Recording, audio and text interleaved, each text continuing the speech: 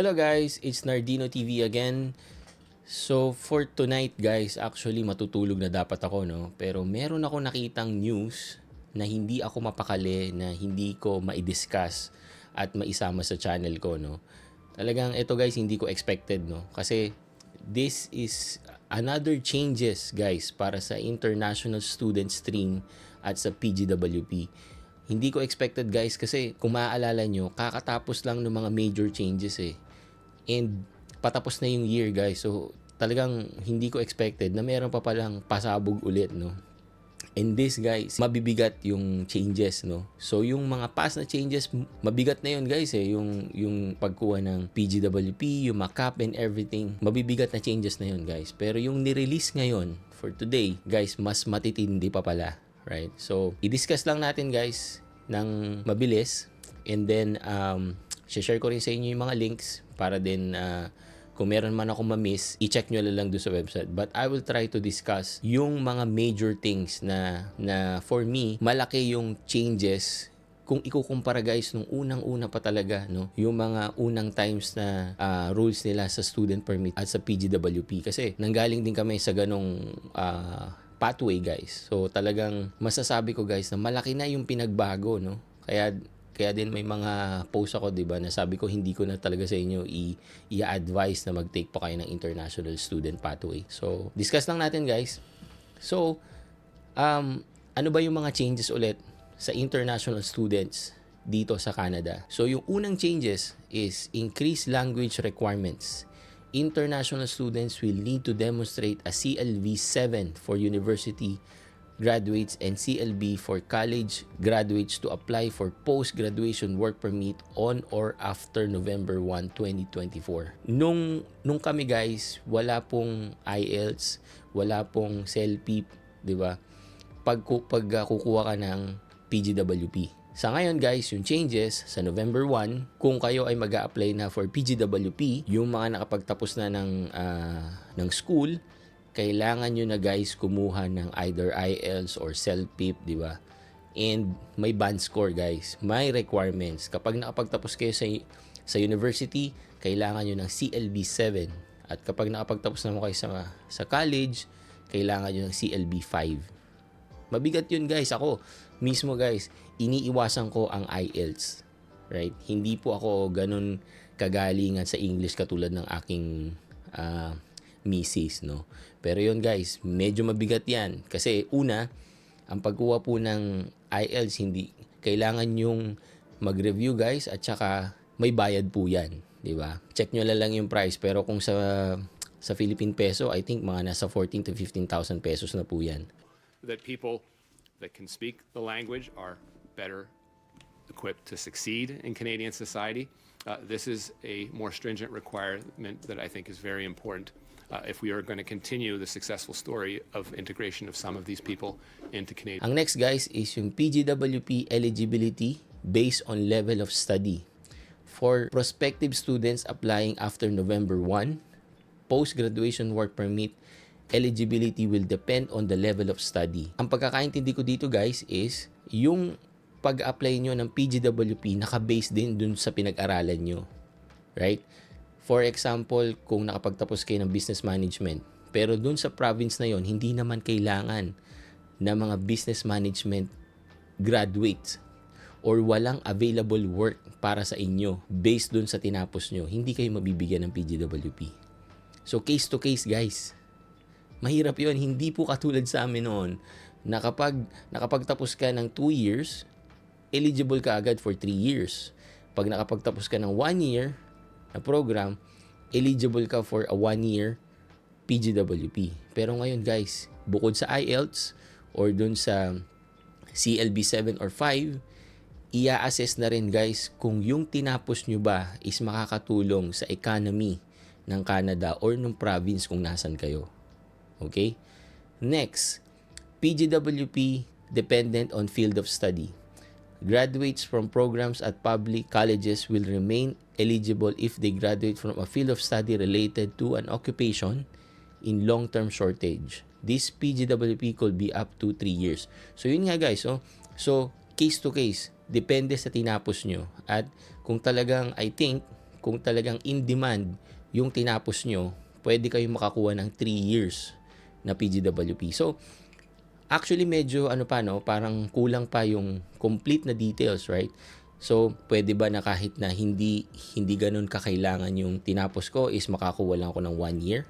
Or kung talagang super in demand siya, like nakapagtapos kayo ng course sa IT at in demand yun doon sa province na yun, is makakakuha ka ba agad ng 3 years? So may mga ganung questions. Pero ang sure guys is nakadepende guys sa tinapos nyo yung pagiging eligible nyo para makakuha ng PGWP. Next, Masters and doctoral students subject to cap. Masters and PhD students will be subject to the study permit intake cap.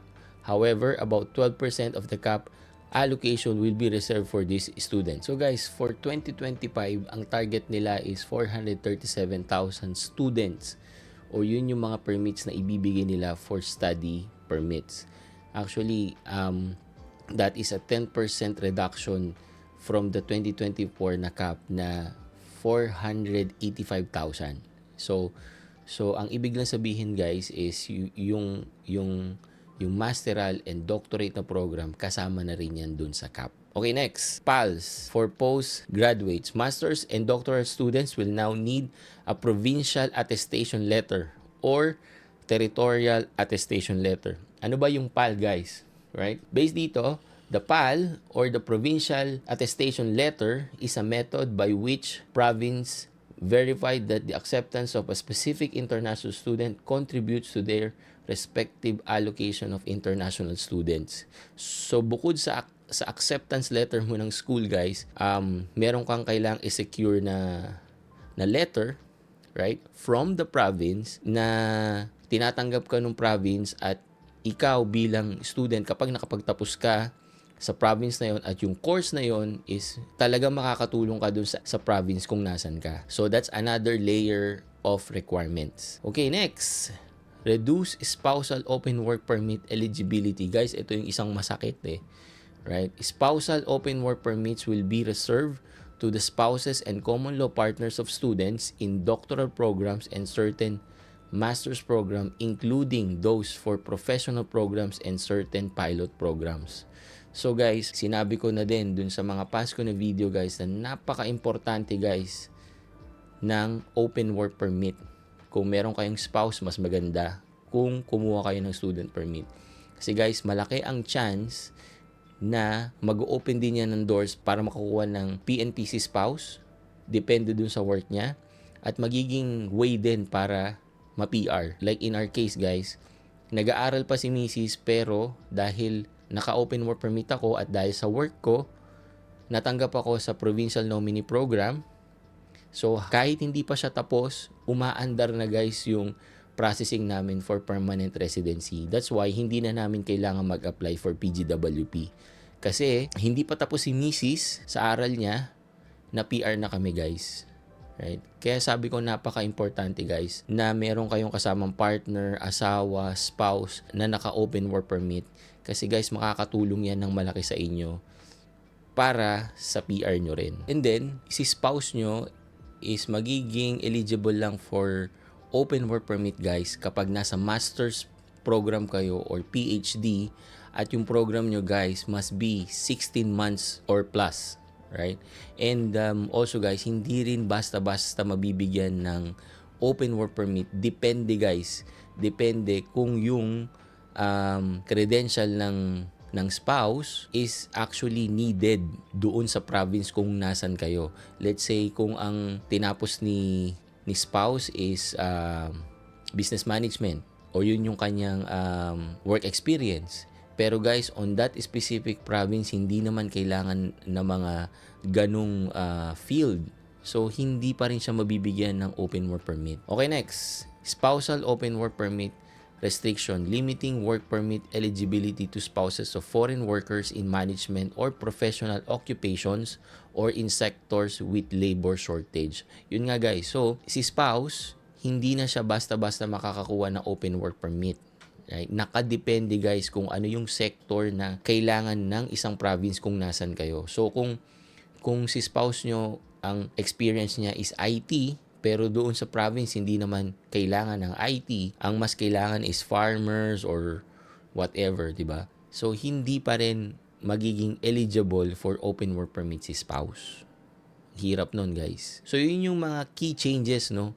And sabi nga, the Canadian government expects that these changes will result in 300,000 fewer study permits being issued over the next 3 years, alongside a reduction of 175,000 fewer PGWPs in the near future. So guys, ang next question, kailan to magiging effective, right? Ang sabi dito guys, some measures including the restrictions of SOWPs will come into effect November 1st, 2024. September na ngayon guys, right?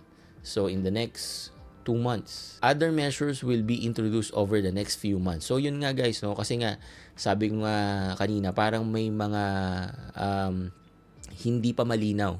Gray area pa, no? So sinabi naman dito guys na probably in the next few weeks or few months, magre-release siguro sila ng talagang complete guidance about dito sa mga changes na to. Yung mga student visa na hindi pa tapos ngayon or patapos na, nararamdaman ko po yung hirap, no? Kasi nga yung sa mga changes na to. Pero again, wala tayong magagawa guys. Probably kailangan nating mag-isip ng mga possible process or steps na kailangan nating gawin kasi continuous po ang changes dito sa Canada, pahigpit ng pahigpit. Kaya again, kung ako po sa inyo, no, mag-research kayong mabuti, or kung kailangan nyo, humingi kayo ng tulong sa mga experts, no? Again, hindi po ako expert, hindi rin po ako immigration consultant expert or whatever, hindi po ako part ng isang consultancy firm, di ba?